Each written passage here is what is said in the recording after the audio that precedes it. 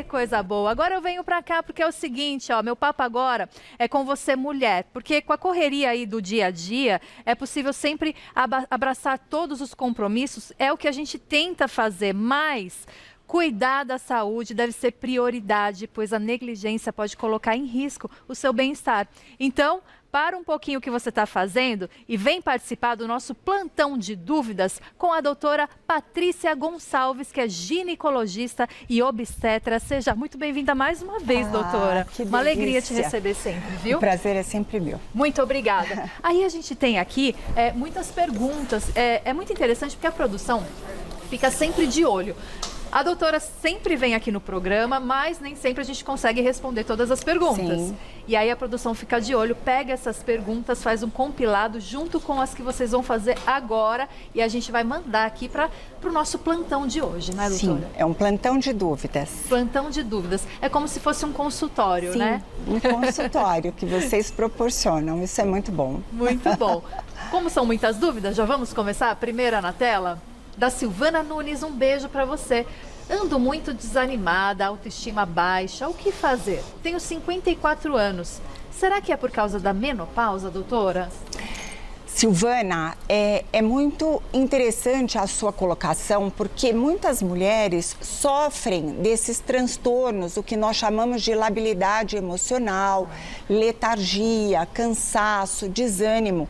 Então, é uma fase difícil, porque se você ainda não entrou na menopausa, isto é, se você ainda não teve a última menstruação, você está perimenopausa aos 54 anos, está na fase do climatério.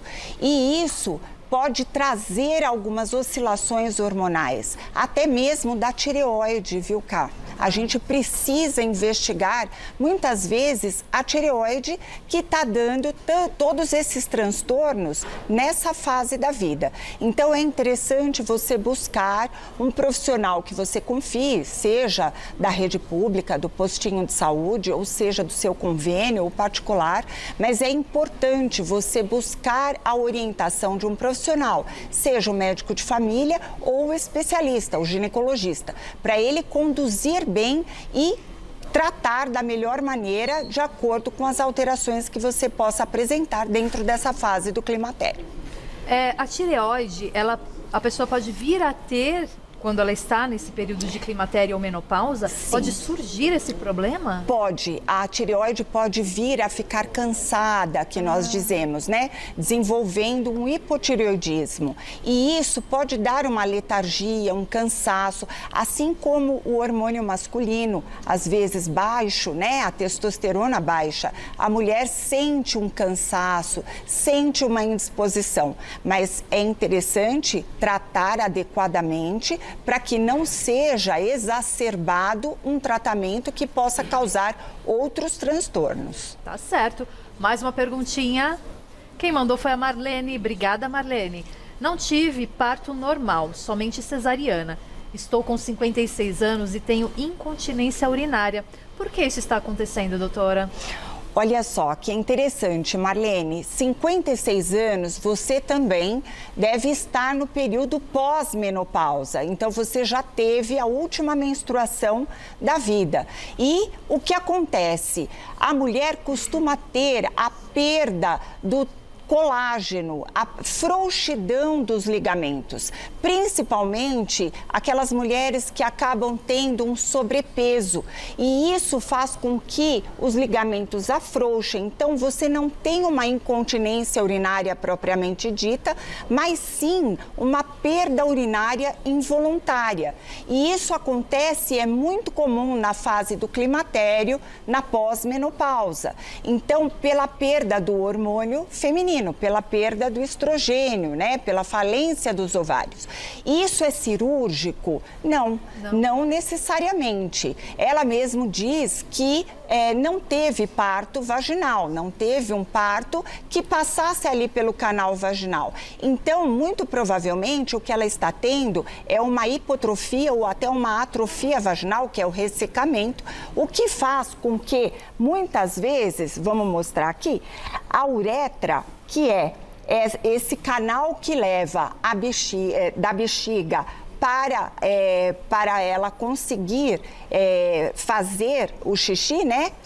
Ter a diurese, acaba tendo uma frouxidão dos ligamentos. E isso faz com que haja uma perda urinária involuntária, até mesmo por conta do canal que fica entreaberto.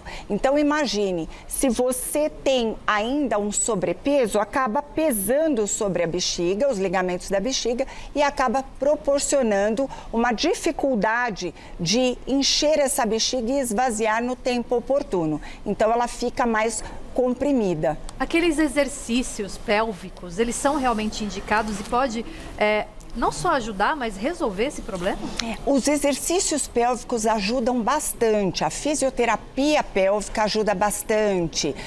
Às vezes a reposição hormonal com creme ajuda bastante, mas hoje em dia um tratamento que é padrão ouro para isso é o laser vaginal, que nós muitas vezes aplicamos como se fosse um ultrassom na vagina e na região onde tem os ligamentos que sustentam a bexiga. E isso faz com que ajude a neoformação de colágeno e ajude também a lubrificação por um aumento da vascularização local. Que interessante. É muito interessante. É mais ou menos o processo que é feito na pele com a dermatologista, Exato. Que vai estimular colágeno, né? Exatamente. É mais ou menos esse processo? É mais ou menos esse processo com as proporções direcionadas para o períneo da mulher. Olha então, só. as proporções direcionadas para a vagina. É muito interessante esse tratamento e muitas mulheres, por não ser um tratamento químico, muitas mulheres que passaram por um transtorno de uma neoplasia, de um câncer, elas podem usufruir desse tratamento porque ele não é químico, não é hormonal. Então, ela pode usar com bastante benefício. Muito interessante mesmo. Mais uma pergunta, agora é da Camila Rodrigues. Beijo para você. Qual o melhor momento para fazer a retirada de pólipos? Quando ele está gradualmente crescendo? Olha que interessante. Camila, o pólipo, só para a gente entender, para você entender, para o telespectador entender. O pólipo, ele é uma formação de uma glândula aumentada, estou traduzindo numa linguagem fácil de você aí em casa entender. Então, é uma glândula aumentada dentro da camada interna do útero, que é o endométrio. Essa glândula, ela pode aumentar, hiperplasiar, que nós chamamos, e ela fazer com que haja um aumento dentro da cavidade, proporcionando até mesmo sangramento uterino anormal. E conforme a gente vai acompanhando com ultrassom transvaginal ou ultrassom pélvico para aquela mulher que ainda não teve vida sexual ativa, então nós observamos se há ou não um crescimento.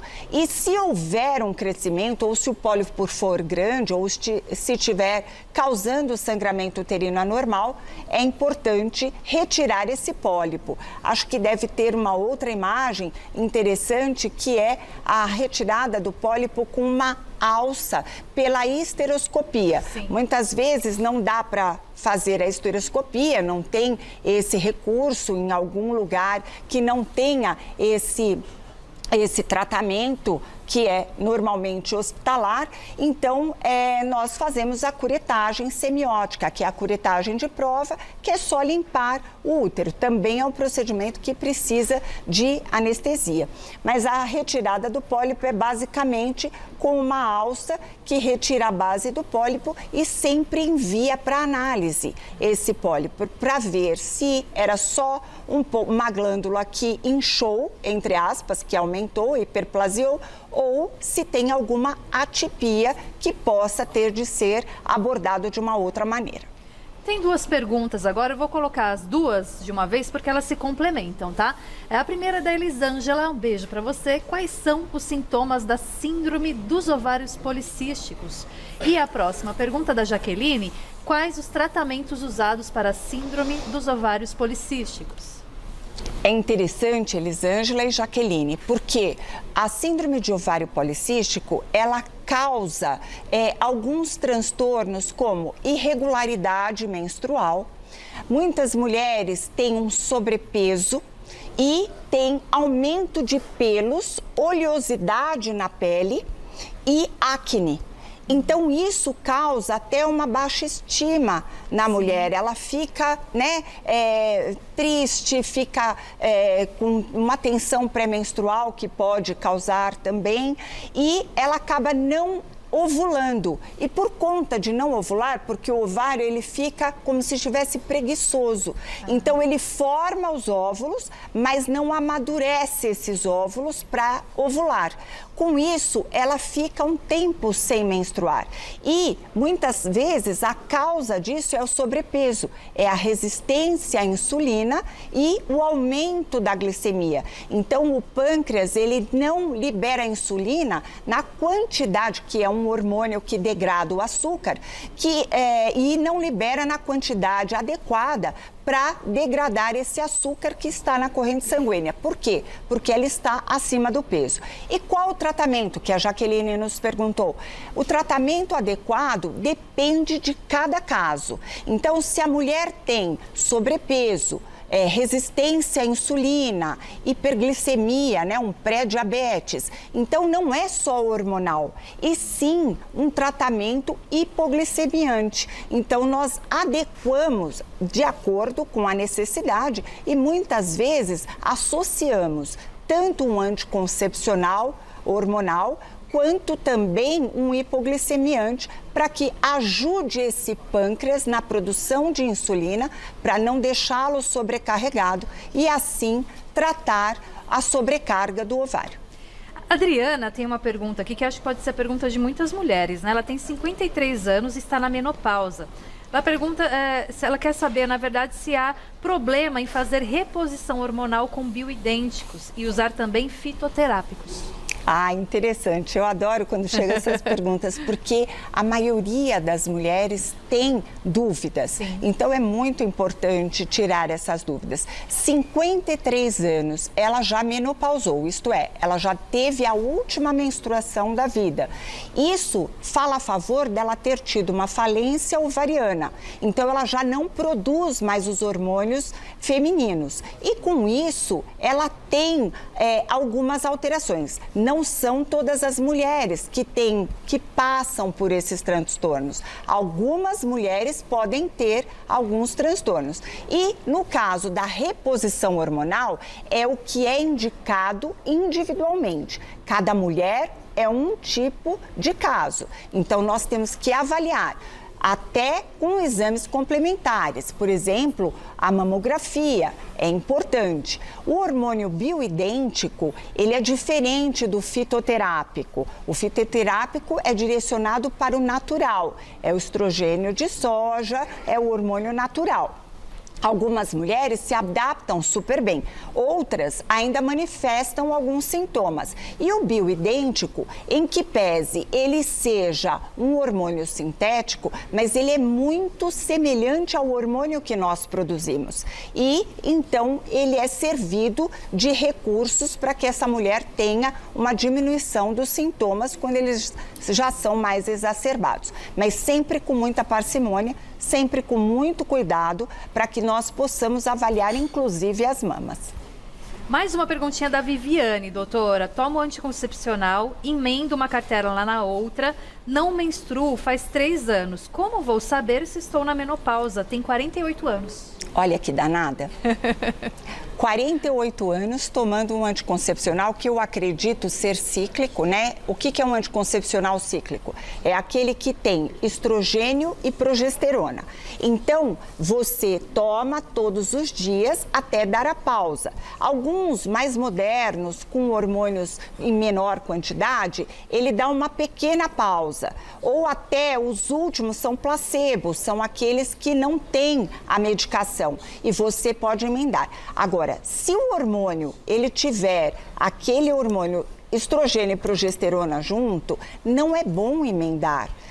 Ele existe um tipo de anticoncepcional que pode emendar a cartela e que não é prejudicial ao corpo da mulher. Agora, se você emenda muitos anos, isso pode dar algumas alterações, algumas sobrecargas. Então, principalmente aos 48 anos que você já está na perimenopausa. Lembrando que a mulher brasileira, devido aos costumes, alimentação, etc., ela costuma menstruar até 48, 52 anos. Então, você na perimenopausa, emendando a cartela, não é o mais adequado.